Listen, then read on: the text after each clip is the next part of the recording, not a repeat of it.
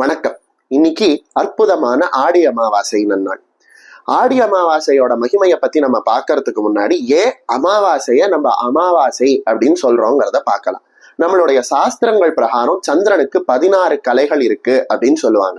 இந்த அமாவாசை நாள்ல சந்திரன் தன்னுடைய 2 கலைகளோட இருக்கிறதுனால இந்த அமாவாசைக்கு அமாவாசை அப்படின்னு பேர் வந்தது.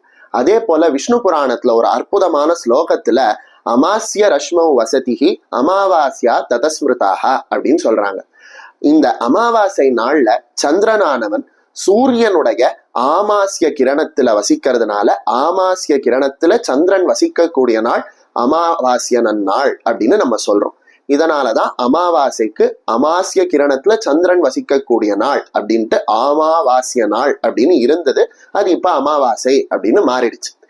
இந்த அமாவாசை அன்னைக்கு நம்ம பலவிதமான வழிபாடுகள் பண்ணினாலும் இந்த அமாவாசைக்கே உரித்தாக இருக்கக்கூடியது முன்னோர்கள் வழிபாடு. இது ஏன் அப்படின்னு கேட்டானா, ஒரு திதிக்கும் ஒரு அதிபதி இருப்பாங்க.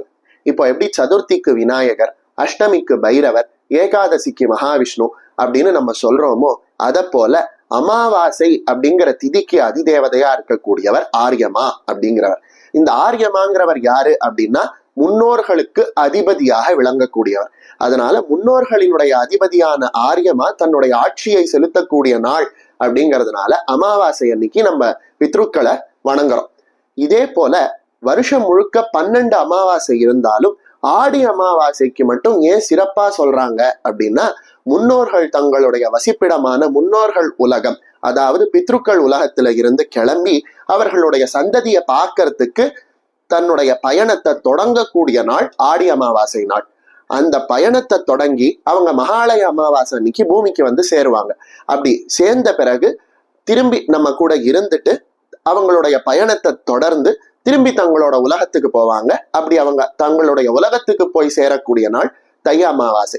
இப்படி பயணத்தை தொடங்கின நாள், முடித்த நாள், திரும்பி போகக்கூடிய தன்னுடைய பயணத்தை தொடங்கின நாள், இப்படி 3 நாட்களுக்கும் நம்மளுடைய முன்னோர்களுக்கு உணவை கொடுக்கறதுக்காகவும் அருந்த நீரை கொடுப்பதற்காகவும் அமாவாசை நாள்ல தர்ப்பணம் பண்ணணும் அப்படின்னு நம்ம முன்னோர்கள் சொல்லியிருக்காங்க. அவசியம் இப்ப நம்ம ஏன் தர்ப்பணம் பண்ணணும் அப்படிங்கிறத தெரிஞ்சுக்கிட்டோம்.